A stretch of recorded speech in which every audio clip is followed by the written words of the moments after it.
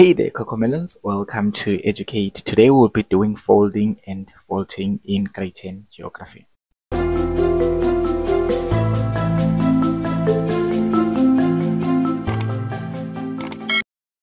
So basically, you need to remember one thing if you've already watched my previous video, that the crust that we live on, it is made up of layers, and those layers are horizontally lying sedimentary rock. So basically, in our previous videos, we have covered things such as igneous intrusions, and we talked about this thing known as the crust. That is where we are staying, basically. So it is made up of these layers of sedimentary rock, and these layers of sedimentary rock, they are lying horizontally. So we say the horizontally lying layers of sedimentary rock, they are known as strata. So whenever you see the word strata, we are referring to the horizontally layered rocks. So in this case, since the crust, it is made up of these horizontally layered rock, we need to also remember one fact. If you've watched my video on continental drift theory, we say that plate tectonics, basically plates, they move towards each other. The plates can move towards each other. When we're talking about plates, remember we're just talking about pieces of land. So pieces of land or pieces of the crust can be able to move towards each other, or they can converge. So once you remember these facts, you'll be fine in knowing what is folding and faulting. So now, let us start with the formation of folds. How do we end up having something known as folding? So basically, we start with sedimentary rock that lies down horizontally. So I've already said that basically our crust, it is made up of horizontally lying sedimentary rock. So this is the horizontally lying sedimentary rock that you can see in the diagram provided here. And then what happens to that? We now say that the folds form when tectonics push towards each other, resulting in higher pressure. Remember, the tectonics, or the pieces of land, they can move towards each other. And basically the pieces of land, we are just talking about the crust itself. And it contains horizontally lying sedimentary rock or strata, right? So basically, if you can see here, we've got one plate here, or one piece of land that is made up of horizontally lying sedimentary rock. And then we have got another piece here that I'm highlighting in blue. This is another piece of land. And these two pieces of land, you can see that they are moving towards each other, or they are converging with each other. So as these two pieces of land, or as these two plates converge or push towards each other, this results in higher pressure. So basically there'll be higher pressure because the land is pushing into each other. It's pushing and causing a greater pressure or a higher pressure. And once there is a higher pressure, what will happen? These horizontally laid sedimentary rock will no longer be horizontally laid, but they will compress because you are pushing them together. Remember that we are having plates here, which are just pieces of land, and they are being pushed together, so they will end up compressing. Okay, that is the folding part of it. Just imagine as folding something in real life. So basically, the land can also fold up. The horizontally laid sedimentary rock can compress due to this higher pressure when they converge, and these can form folds. And how would that look like? What was horizontally laid sedimentary rock will now look like this. These are now known as folds. So when we're talking about folding, we're just talking about the process whereby the horizontally layered sedimentary rock are pushed towards each other such that they compress and they fold each other. So it's a fold. So you can see that these were the layers that were horizontally layered, but now you can see they are now folded. They are now folded. They are now folded. Why are they folded in this pattern? It is because the land or the plate tectonics are pushing towards each other. So once you understand that here, we move from horizontally laid sedimentary rock, and due to the tectonics that push towards each other, or we can say that there are forces that pushes the land towards each other such that it compresses. Okay, and when it compresses, it will cause the land to be folded. Imagine two things coming together and pushing each other. They will end up folding. Just to get me right. They will end up folding in this manner. So now we have got different types of folds depending on the pressure. All right. So depending on the pressure, we can look at different types of folds. Okay, we'll start here. There is more pressure here. So these folds that we have here, basically, they result as a form of turbulence that are compressing with a higher pressure, or with more compression or more pressure. And then these ones have got a less pressure. We are talking about these folds here. They are just forming when tectonics are just pushing towards each other, but not with a greater pressure. Okay, so now to explain the types of folds, we start with a simple fold. It is known as a monocline. So the monocline, it is the simple fold. A simple fold, it looks like a step. So it looks like just a step. So you can see that from this diagram, this is a simple fold. Just looks like a step in the land. So it's more like a hump or something like that. You see those humps that you find in the road. So basically it just looks like a step. So the land just forms a simple fold. It's a small fold. There is less compression here. So basically it means that when the pieces of land are pushing towards each other, they don't push with that much high pressure. So we end up forming a monocline or a simple fold, which looks like just a step or a hump or a bump in the land. So it's just a simple fold.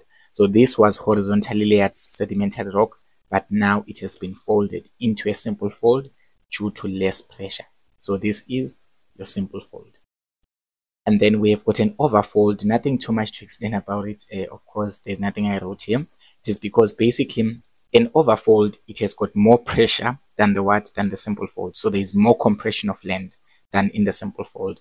Because you can see that here, an overfold, yes, it is very folded. You can see that now the land is not just like a step, but it is very folded. So the land has been folded. The compression has been more than the one in the simple fold, causing the land to be more folded. So this is a what? This is an overfold. Then we have got a recumbent fold. The recumbent fold, it is way more folded than the overfold and the simple fold. This one, it occurs under extreme pressure. The recumbent fold occurs under extreme pressure.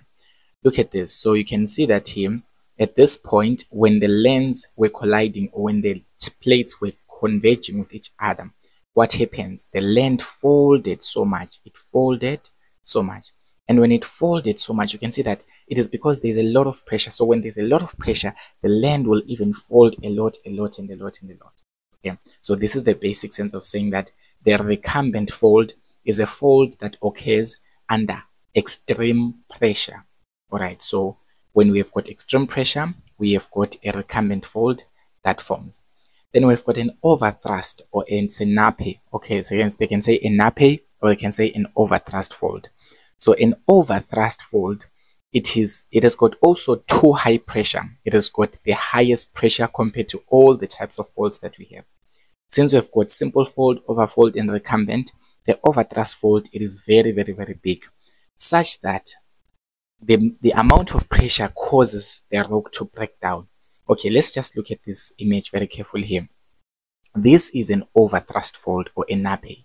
So you can see that here it has been very folded because there are very much higher pressure. There's a very much higher compression when these two plate tectonics converge into each other or when they move towards each other, right? So now, since that there's so much high pressure, you can see that part of the rock here has broken down. Look at this carefully here. At this point here, the rock has broken down. So the fold actually breaks. Okay, what actually differentiates between a recumbent fold and an overthrust is that in an overthrust fold, there is a lot of pressure in such a way that the fold will end up breaking, meaning that the layers of horizontally layered sedimentary rock or the strata will end up breaking up.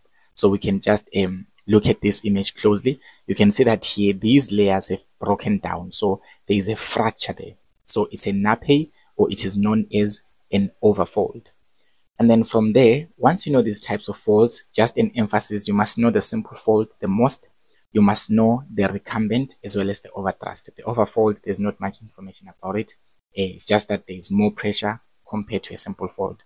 So now, my cocomelons, let's look at this this thing. We said that we've got a fold. So a fold has got two features.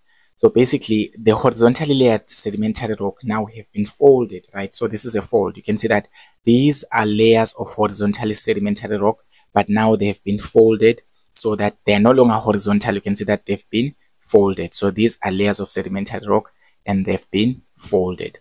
So a fold has got two main features. We have got a syncline as well as an anticline. So we've got a syncline and an anticline. So the syncline occurs when the rock layers fold downwards. So basically the emphasis here, a syncline occurs when the rock folds downwards. So the rock is forming a U shape because the rock is folding downwards. Okay, just look at this. This is the anticline, this is a syncline. So you can see that it is forming a U shape at this point. So this is a syncline. This point highlighted in yellow, this one that I'm highlighting in yellow, it's a syncline of a fold. So a fold has got a syncline, the U-shaped part of the fold, whereby the rock is folding downwards. Alright, the rock is folding downwards, forming a U shape. You must mention both of the facts because each of them counts a mark. So it folds downwards so that it forms a U shape. And then when it folds upwards, we form an anticline. So when it folds upwards, as in this case here, when it folds upwards, you can see that here the rock layers are folding upwards, or the rock layers are forming a shape that is opposite of a U. So it's more like a cup that has been lifted upside down or something like that. So basically opposite to a U. So this is the anticline. You can see that this is the anticline of a fold. So we have a fold has got two features, a syncline and an anticline. So when they just show here the downer bend of a fold, or where a fold is U-shaped, you say it's a syncline. And where a fold is a N-shaped or opposite of a U, then you can say that is an anticline of a fold. So you must be able to identify that even from this diagram.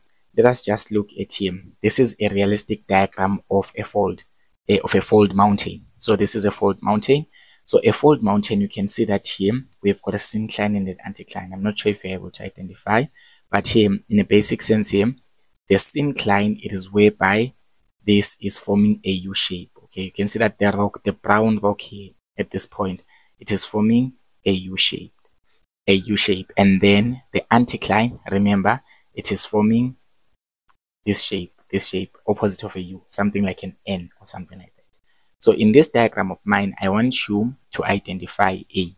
So in this case, you can see that A here, it is the downer bend. You can see that the shape here at A, the shape here at A of the fold, it is looking like an opposite of a U. Alright, so it is the downer bend of a what? Of a fold.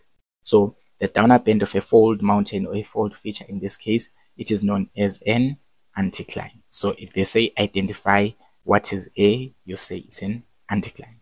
And then once you're able to identify that, we can now move on and talk about the faulting. So we have said that at some point in an overthrust fold or in a nappe, we say that the strata fractures or it breaks. Okay, we have said that the horizontally layered sedimentary rock at this point actually breaks down. It breaks and becomes small. It just breaks. Okay, so here you can see that here the rocks have separated, or the rocks have broken down here. So when the rock breaks down, we say that is known as faulting.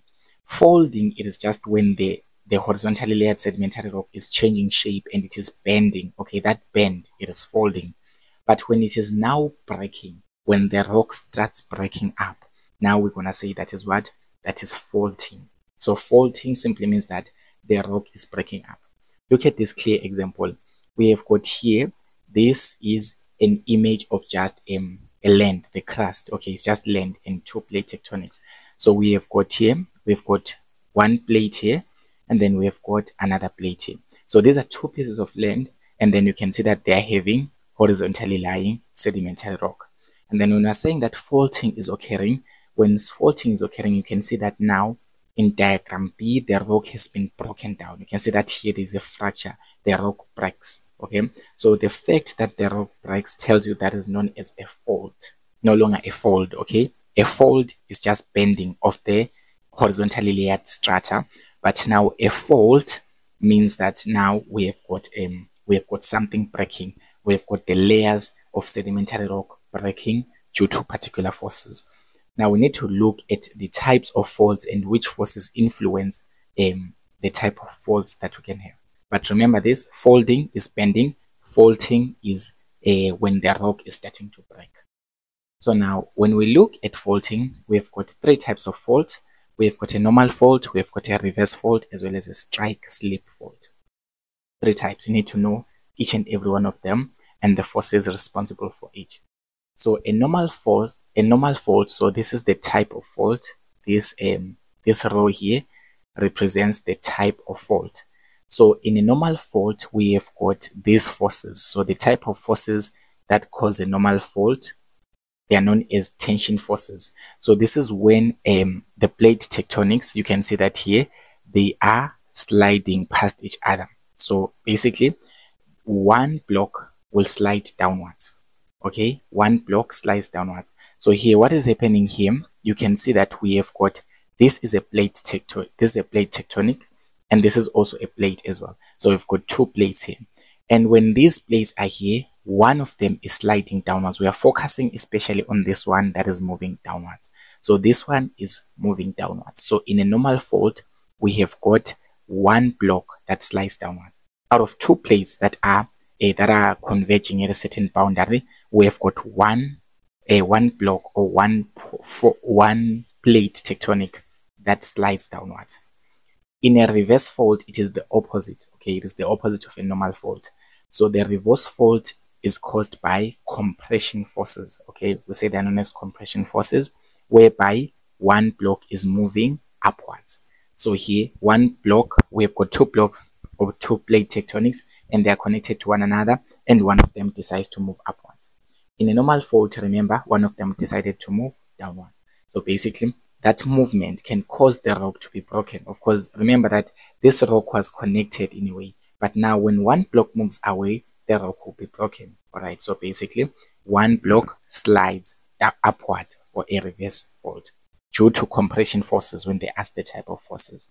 And a strike slip fault, we have got lateral forces, or we can say that's known as sideways forces, whereby we have got one block sliding past another block. So here, remember, the first one, one block was sliding downwards. The second one of the block was sliding upwards. And the third one, the blocks are now sliding past each other, like sideways. So you can see that here, we've got two plate tectonics here. We've got two plate tectonics. One will be moving this way, and the other will be moving this way, that way. Alright, so we have got them sliding past each other. So you can just say, in essence here, one block is sliding past the other, sideways, okay? Because they are just connected side by side. Nothing is moving downwards in a strike slip. Nothing is moving upwards, but they are sliding past each other, such that we have got the rock that breaks in such way that we form a strike slip fault. So thank you so much for watching my cocomelons. Don't forget to subscribe to the channel. Tell your friends to also stay tuned.